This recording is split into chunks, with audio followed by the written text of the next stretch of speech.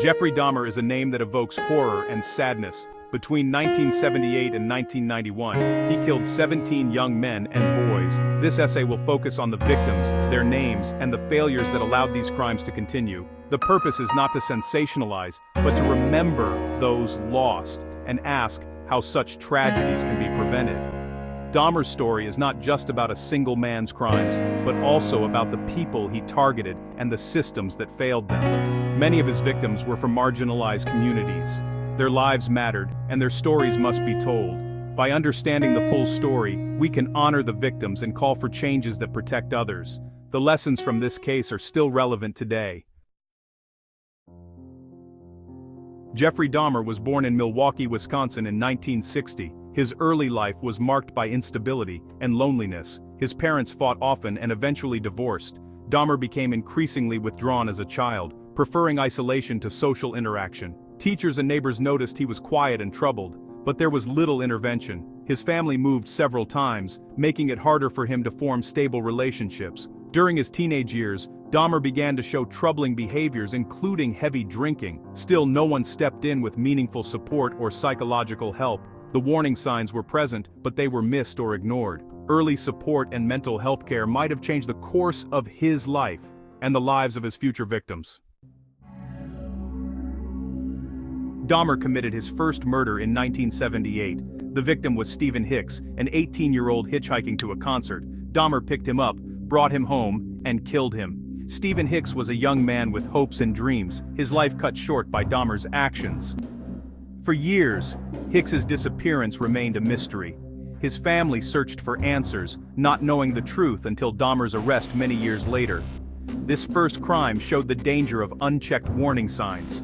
Dahmer acted alone and was not caught. Hicks's death was the first of many tragedies. It would be nearly a decade before Dahmer killed again, but the pattern had been established. After the murder of Stephen Hicks, Dahmer did not kill again for nearly 9 years. This period, from 1978 to 1987, is often called his inactive years. During this time, Dahmer struggled with alcoholism and drifted through life. He dropped out of college and was discharged from the army. Despite his problems, Dahmer had little contact with mental health professionals.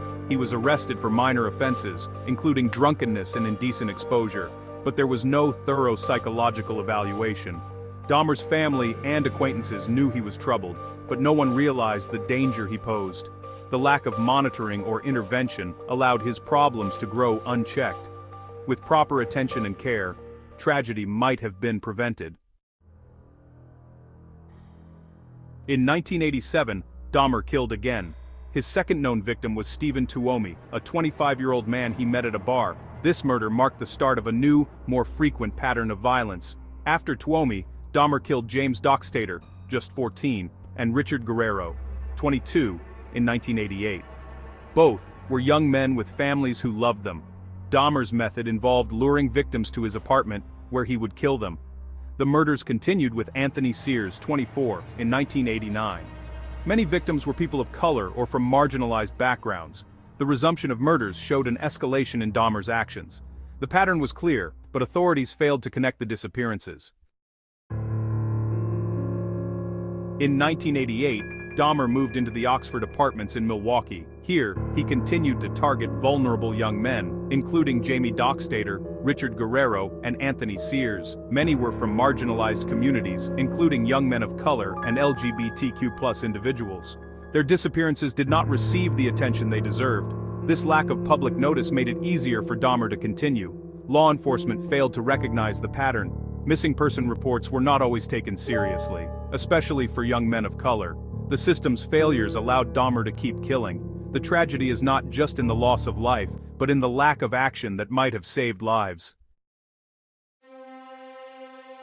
One of the most tragic failures occurred in May 1991. Konorak Synthesomphone, a 14-year-old boy, escaped Dahmer's apartment and was found by neighbors, injured and disoriented. The police were called, and so was Dahmer. Despite clear signs of distress, police accepted Dahmer's explanation that Konorak was his adult partner and returned him to Dahmer's care. Within hours, Dahmer killed him. This was a moment when intervention could have saved a life, but the system failed. Neighbors who tried to help Konorak felt ignored by the police. This case became a symbol of how bias and neglect can have deadly consequences. Konarak's death stands as a stark reminder of the need for vigilance and compassion in law enforcement. From 1990 to 1991, Dahmer's crimes escalated rapidly. He killed 12 more young men and boys, including Edward Smith, Ernest Miller, David Thomas, Curtis Straughter, Errol Lindsay, Tony Hughes, Konarak Synthesymphone, Matt Turner, Jeremiah Weinberger, Oliver Lacey, Joseph Breithoft, and Tracy Edwards, who escaped and survived. Each of these men had a life, a family, and a future. Many were last seen leaving nightclubs or just walking home. The frequency of murders increased, but the pattern still went unnoticed by authorities. Neighbors reported strange smells and sounds, but their concerns were not taken seriously. The lack of action allowed Dahmer to continue killing until he was finally caught. The escalation in violence during these years is a testament to the failures of the system to protect vulnerable individuals. Dahmer was finally arrested on July 22, 1991. Tracy Edwards, his intended next victim, managed to escape and flag down police. When officers searched Dahmer's apartment, they discovered evidence of multiple murders. Dahmer confessed to killing 17 young men and boys, providing details about each victim. Police identified remains and personal belongings of the victims in his apartment. The families of the victims finally learned the fate of their loved ones. The arrest shocked Milwaukee and the world. There was also anger and frustration at the failures that allowed Dahmer to continue for so long. The discovery of Dahmer's crimes marked the end of his killing spree, but the impact would last for years. Dahmer's trial began in January 1992. He pleaded guilty but insane to 15 counts of murder. Families of the victims attended, seeking justice and answers. Dahmer was sentenced to 15 consecutive life terms in prison. He was killed by another inmate in 1994, ending his life behind bars. The trial brought some closure to the families of the victims. However, many felt that justice could never truly be served. Dahmer's death in prison was the final chapter in a case that had already caused so much suffering.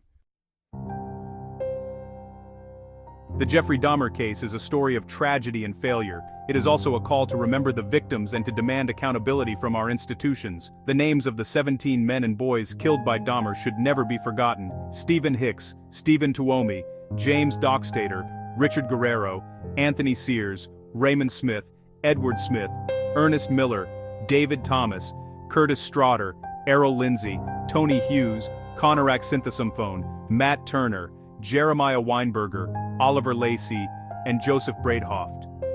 Each was a son, a friend, a person with hopes and dreams.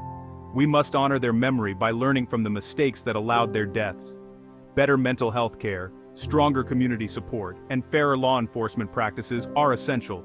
The case also exposed deep problems in how society treats marginalized communities. We must work to ensure that every life is valued and protected. By remembering the victims and demanding accountability, we can help prevent future tragedies.